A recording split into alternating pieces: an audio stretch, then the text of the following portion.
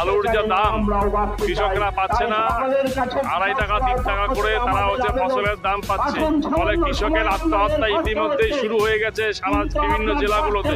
মোদির চামড়া তুলে নেব আমরা, মোদির চামড়া তুলে নেব আমরা, মোদির চামড়া তুলে নেব আমরা। বন্ধুরা, ভারত এবার বিপদে পড়েছে। ভারতের কাছ থেকে পেঁয়াজ না কেনার কারণে ভারতের কৃষকেরা না খেয়ে মরছে। তাদের পেঁয়াজ এবং আলুগুলো পচে যাচ্ছে। আপনারা দেখতে পাচ্ছেন রাস্তার মাঝখানে তারা ফেলে দিচ্ছে। এমনকি ভারতের কৃষকেরা আন্দোলন শুরু করে দিয়েছে, যা আপনারা স্ক্রিনে দেখতে পাচ্ছেন। বাংলাদেশে তাদের আলু পেঁয়াজ রপ্তানি বন্ধ হওয়ার কারণে এভাবে বস্তায় বস্তায় আলু এবং পেঁয়াজ রাস্তায় ফেলে বিক্ষোভ করছে ভারতীয় কৃষকেরা। এমনকি বিজেপি নেতা শুভেন্দুর বিরুদ্ধে তারা আন্দোলনে নেমেছে। বাংলাদেশের ব্যবসায়ীরা আলু পেঁয়াজের আমদানি বন্ধ করার কারণে পথে বসার মতো অবস্থা হয়ে গিয়েছে তাদের। দেশের মধ্যে তারা পাচ্ছে না এসব আলু পেঁয়াজের ন্যায্য দাম। আর কৃষকেরা কিভাবে রাস্তায় নেমে আন্দোলন করছে তা তো আপনারা দেখতে পাচ্ছেন। এই সকল কৃষকেরা বলছে আলু পেঁয়াজ বাংলাদেশে রপ্তানি করে তারা এসবের ন্যায্য মূল্য পেত, কিন্তু এখন বাংলাদেশে রপ্তানি বন্ধ হওয়ায় তারা এসব পণ্যের ন্যায্য মূল্য পাচ্ছে না। আর এই গাড়ি আজকে 15 দিন দাঁড়িয়ে থাকায় বহু ক্ষতি হচ্ছে, প্রচুর টাকা লস। এক এক গাড়িতে পেঁয়াজের দামই প্রায় 10 থেকে 12 লক্ষ টাকা। যে কটা গাড়ি এসছে সেই কটা গাড়ি অন্তত বর্ডারে যাতে যাওয়ার পারমিশন দেয়, তাতে আমাদের সবার উপকার হয়। বিজেপি নেতা শুভেন্দু এই সকল আলু পেঁয়াজ বাংলাদেশে বন্ধ করেছে। লাগাতার বন্ধ করে ওদের আলু পেঁয়াজ কি করে খায় আমরা সেটা দেখিয়ে দেব।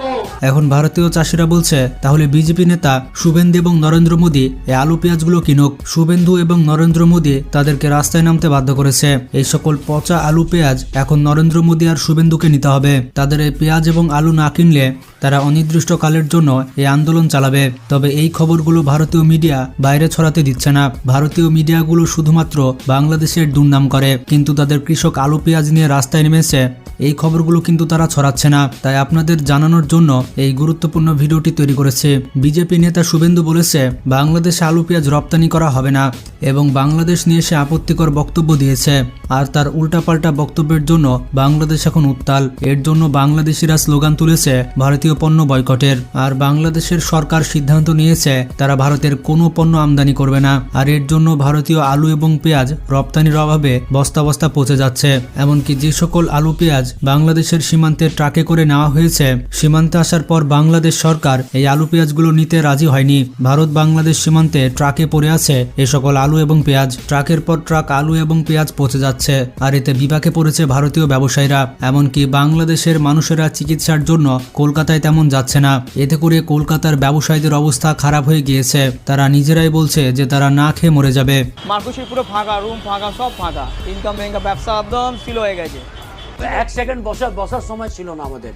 এখন বসার, এই যে আমরা বসে আছি এখন। এই যে মেইন রুট দেখছেন, এই মেইন রুটে যত লোক যেত 98% বাংলাদেশের লোক। তবে সুখবর হচ্ছে বাংলাদেশের কৃষকেরা এখন আলু পেঁয়াজ উৎপাদন করছে। ভারত থেকে পেঁয়াজ আমদানি করার তাদের কোনো প্রয়োজন নেই।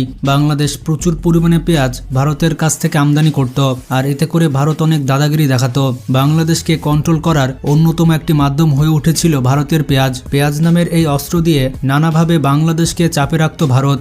তারা হুটহাট করে পেঁয়াজ রপ্তানি বন্ধ করে দিত। তবে 5 আগস্ট শেখ হাসিনা পতনের পর পেঁয়াজ আমদানিতে ভারতের বিকল্প হয়ে উঠে চায়না। এছাড়া এই তালিকায় রয়েছে পাকিস্তান এবং তুরস্ক। অন্যদিকে দেশে বিনা, নাসিক এবং 53 এবং বিপ্লব জাতের পেঁয়াজ উদ্ভাবিত হয়। আর এই পেঁয়াজগুলো সারা বছরে আবাদ করা যায়। ইতিমধ্যে এই জাতের পেঁয়াজ লালমনিরহাট সহ সারা দেশের বাজারে উঠতে শুরু করেছে। নতুন উদ্ভাবিত এই গ্রীষ্মকালীন পেঁয়াজের কারণে ভারত থেকে আর পেঁয়াজ আমদানি করতে হবে না। ভারতের কাছ থেকে পেঁয়াজ না কিনলে ভারতের অবস্থা একেবারে খারাপ হয়ে যাবে। কারণ বাংলাদেশের কাছে টাকা রয়েছে। বাংলাদেশ যে কোনো দেশ থেকে পেঁয়াজ কিনতে পারে। বাংলাদেশকে পেঁয়াজের ভয় দেখিয়ে এখন নিজেই বিপাকে পড়েছে ভারত। চীন এবং পাকিস্তানের পর বাংলাদেশ সব থেকে বেশি পেঁয়াজ উৎপাদন করে থাকে। এছাড়া বাংলাদেশ প্রচুর পরিমাণে পেঁয়াজ আমদানিও করে থাকে। এই আমদানি নির্ভরতা কমাতে প্রতিনিয়ত চেষ্টা করে যাচ্ছে বাংলাদেশের কৃষকরা। উত্তরবঙ্গে গ্রীষ্মকালীন পেঁয়াজ চাষ অনেকাংশে বেড়েছে। এই নতুন পেঁয়াজের জাত আগস্ট মাস থেকে ডিসেম্বর মাস পর্যন্ত যে কোনো সময় চাষ করা যেতে পারে। বীজ রোপণ করার পর 90 থেকে 180 দিনের মধ্যে এই পেঁয়াজগুলো ঘরে তোলা যায়। প্রতি হেক্টরে 12 মেট্রিক টন পেঁয়াজ উৎপাদন হয়। এই জাতের এক একটি পেঁয়াজের ওজন 100 থেকে 150 গ্রাম হয়ে থাকে। এমনকি 8 থেকে 9টা পেঁয়াজে 1 কেজি হয়ে যায়। কৃষকরা বলছেন এত বড় পেঁয়াজ কখনোই বাংলার মাটিতে আগে দেখা যায়নি। বাংলাদেশে সারা বছর পেঁয়াজের চাহিদা হচ্ছে হচ্ছে 24,000 মেট্রিক টন, আর বাংলাদেশ উৎপাদন করে 36,000 মেট্রিক টন। কিন্তু তারপরও বাংলাদেশকে পেঁয়াজ আমদানি করতে হয়। এখন প্রশ্নটি হচ্ছে কেনই বা বাংলাদেশকে আমদানি করতে হয়?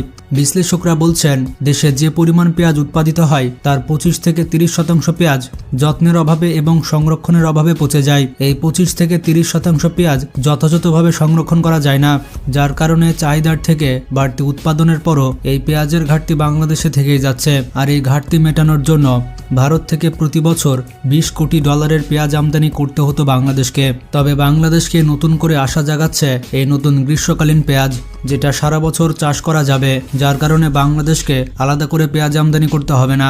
আর ভারতও কথায় কথায় পেঁয়াজ নিয়ে দাদাগিরি দেখাতে পারবে না।